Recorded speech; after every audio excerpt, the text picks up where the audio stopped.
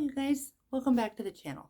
If you're new here, I'm Sarah and I do these kinds of videos every week, whether it's intentional living or budgeting or grocery, saving money on groceries, all of those kinds of things. If you like that kind of thing, you're in the right place, and we are kind of growing this little community, and we would love to have you here. So let's get right into the video. Now, some of these you may have heard before, or maybe all of them you've heard before, I'm not exactly sure. But these are just some ways that me and my family that we use to save money all the time. And yes, I am a kind of a frugal living channel, but I'm not like depression era frugal, if you know what I mean. We do spend money, but these are some of the ways that we try to save money on things that we don't need to spend money on, so that we can spend money on things that we really want to spend money on. So the first one I have is shopping once a week, because we all know every time we go into the grocery store, it's an automatic $50. You go in for, I don't know, you go in to try to get toilet paper and you come out spending $100. So if we can narrow it down to one time a week, we can definitely save some money in that department. And if you miss something, here's what I do. If I forget something, we just don't have it unless it's something I absolutely have to have, which doesn't happen very often, but in that case, I would run down and get it. I live out in the country though, so for me, going to the grocery store is a half an hour. Or I could shop at the little tiny grocery store and spend 3 times as much. I don't want to do that. So I'm pretty darn diligent at making a list, taking the list with me, making sure that I have it. So once a week is definitely all I go to the grocery store. Kind of going along with that, I know everybody says to meal plan, which I kind of do. I meal plan a little bit. What I do is we all try to think of something for dinner, one day a week. I look around, look through the house, see what I have that would go with those things. I put those things on the list that we don't have. And first of all, I try to come up with things that we do have. And then after that, I'll say, we have 2 or 3 other meals that we need to come up with, so we'll all pick one or whatever. But just so I have a general idea, and so that I know that I have on hand the things that I'm going to need throughout the week. Now, another one is I try to do all of my errands at the same time. Mondays, for example, is my day to go grocery shopping, to the post office, to the bank, to go get gas, all of those things. I do all of those things on one day for several reasons. One, because town for me is a half an hour away. So going back and forth would be ridiculous. And it just saves so much time. I get it all done. I go to the furthest place first and I just hit them all the way around. And then I'm done with all of it for the entire week. So it not only saves money, gas, it also saves my time. The next one might be a little, I try really hard to stay off my phone as far as Amazon. I have made Amazon hard to find on it's not right there on my homepage. I got to flip through and it's in a folder. And so with me, if I see it, it's right in the front of my mind. So every time I look at my phone, I don't want to see it. I want to put it to where I have to look for it. And so that is one thing that has saved me a lot of money, because it used to be right there on my homepage, and not anymore. And now I'm not just automatically going to Amazon every time I think I might need something. I kind of think about it, and then if I need something, I actually will buy it in town. If I have to, so like I said, I go shopping on Mondays. If I have to go to town and get it, chances are I'm going to talk myself out of it. It is so much easier to make that purchase just swipe, buy now, than it is to go into the store, go through the checkout, all of that stuff. So yeah, Amazon's not on my first page. Let's see. Another one is that also goes along with the phone thing. All of those saving money apps. Like, for example, I love Fetch Rewards, right? When you look at Fetch, it tells you all the things that you can get extra points for and all of that stuff. I don't look at it before I go grocery shopping or before I'm gonna go buy something, because it entices me to buy things that I wouldn't normally buy. So I don't even look at it. I do not even look at it. So that has saved me a ton of money. I know you hear, and I've heard, that before you go shopping, before you're going to buy anything, look and see what coupons are out there and all of that kind of stuff. I don't know about you. I can't do that. I will be looking for, I don't know, a pair of tennis shoes. But, I'm online. I'm looking for tennis shoes, best deal, blah, blah, blah, if there's coupons and whatever. And I will wind up buying not just the tennis shoes, an entire outfit and pajamas and half my Christmas presents for next year and all of this stuff because I have found all the coupons for everything. I just don't do it, and I know it sounds kind of counterproductive, but it actually saves me a lot of money. And so I don't look at the apps. I just don't look at them. Nope. The next one is I don't have in my budget, my spending plan. I do more of a spending plan than a budget, just so you know. And I do have line items and all of that. I do not have clothes as a line item. It's not even really in my budget. So if I need something, I will put it in there. But it's not in there as an all the time occurrence, because I have stuff I need to get rid of. A lot of stuff I need to get rid of. I don't need to add anything else. And I'm kind of trying to do this thing where if I bring something in, I take something out. If I bring something in, I take, that mentality has saved my closet a lot. Because I don't know about you, when I find something that I love and it fits me properly, oh my gosh, say a pair of jeans, right? Because jeans are such a pain in the butt to try to fix or to try to purchase because they never fit and blah, blah, blah. If I find a pair of jeans, I will buy 3 or 4 pairs of them.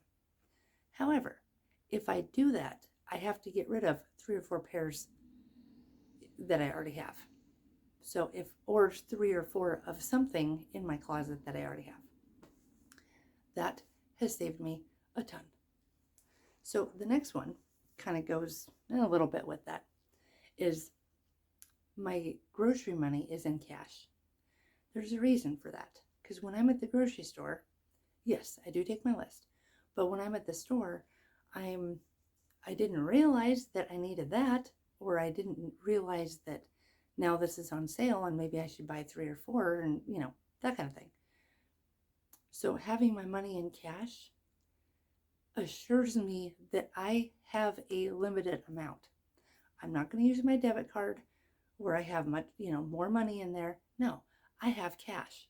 So if I only have $150, I'm keeping that in check. So, and I know everybody thinks a lot of people think cash is kind of a pain. It is such a good tool to keep you in check. Me personally, in check. If you haven't used that yet, you should try it. Oh, it will keep you, because you have this. If you want, you can even leave your debit card at home. That will keep you in check. Another one is, which seems kind of like duh, except for it's very important, and that is to actually have a spending plan. Actually know that you're telling your money where to go, instead of wondering, where did it go? Where it went? You have all of the money that comes into your house has a name. It has a job. You would assign it a job. It does its job. Instead of having money floating around that you don't know where it went. You didn't realize that you were spending $500 a month on restaurants. No. Actually having a spending plan and sticking to the spending plan. Next one is if I'm paying for something, say, I don't know, say a subscription, right? I'm paying for a subscription and I've decided that I'm going to cancel it. That $14.99 or whatever that I've been paying for the last however long, a year, 2 years, whatever, now that goes into my savings account faithfully every month, just like a bill, because it has been a bill. So that is one way that I save quite a bit. Is it's not, I don't even think about it. I don't even think about it. It's an automatic $14.99 into my savings account every month, because I was perfectly fine paying it for the last 2 years or 1 year or whatever. Now it's going to pay me. So the next one is that goes with that is automating your savings and your investing. If I don't, a lot of times it's easier if you don't even see the money that's coming out of your checking account. Like once you get your, once it hits your bank, it's already got the savings and the investments taken out of it. And it seems like that to me, like that's the easiest way to do it, especially if you have a problem with, self-control or, anything like that, or just remembering, period. That would be extremely helpful. And it is extremely helpful. I automate it. And so it's my, X amount goes into our retirement, X amount goes into this, X amount goes into savings. Literally, it's the easiest way for you to save money. Another one, kind of on a different note, is opening your mail as soon as you get it. The reason for this is because when you let your mail pile up, you don't know what's in it. There may be bills in there that you need to pay. There may be a check in there that's only good for 90 days. And because it's at the bottom of this never-ending pile that's on your kitchen table, you didn't even know, and now that check is void. That's definitely important. A lot of these things are kind of date sensitive. They're time sensitive. You need to call within 30 days, whatever it happens to be. Open your mail immediately when you get it. I don't even, when I get the mail, I open it right over there by the garbage and the recycling. That's where I open it. And then I put it in stacks, this is bills, this is whatever. And then I take the whole stack and I put it where it needs to go immediately. It doesn't pile up that way. And I'm not caught in an issue because my, whatever bill is stuck at the bottom of my pile and I haven't opened it. No. One good way to save a lot of money. The next one is I don't watch TV as a general rule, and I stay off Facebook. We have the most advertised to country ever right now. And through Facebook, through, absolutely everything. Whether you're watching the TV, listening to the radio, maybe Pandora, whatever it happens to be, everybody is trying to sell us something. So I limit the time that I'm on anything that can try to sell me something. It was a little hard at first, and then I realized it was a time sucker. Awful. Not only that, it was making me want things I didn't even know existed. So why do I want something so terribly bad that until 30 seconds ago I didn't even know it was a thing? So limiting your time in front of anything that can sell you something is a big deal. The next thing kind of goes with that is unsubscribing to anybody trying to sell you something, whether it's Kohl's, Marshall's, whatever it happens to be. Yes, you want the coupons occasionally, but are those coupons worth every time you open your email box that you go and you purchase something? No, it is not. Because all of those purchases add up to more than you would have saved with your coupons. So getting rid of all of that stuff. My thing is, if I'm going to buy something, I'll call you. If you try to sell me something, nope, I'm not buying it. Okay.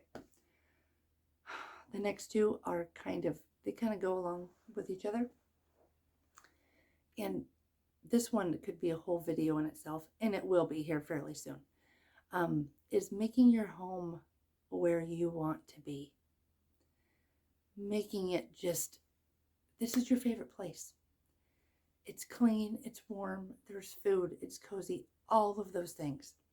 Making it exactly what you want, all the things. It may not be exactly what you want, but you can take care of it and you can make it anything you want it to be.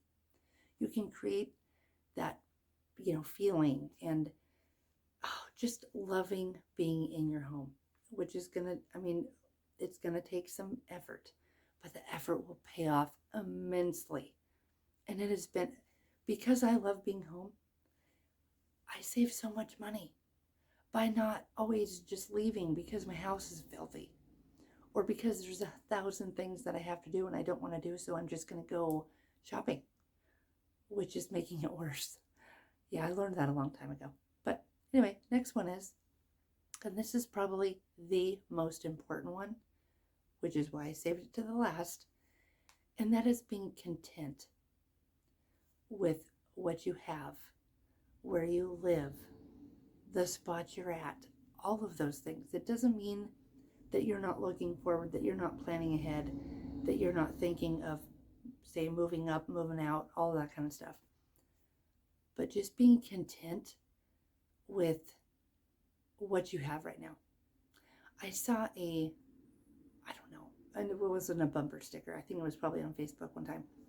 And it said, being content is not having what you want, it's wanting what you have. Okay, that's also an entire video, but that is the most important one. If you are not always trying to get away from your house, if you are not always trying to get the next best thing because it's better than what you have, or not trying to get, compete with the neighbors or whatever, you're going to be so much happier, and the peace it brings is unmeasurable. So I hope some of these give you some good ideas, and I'd like to know in the comments, what are some of the things that you do to save money every month? Because we would all like to know. And I will see you in the next video. Thank you guys for watching, and thanks for your time. All right, bye.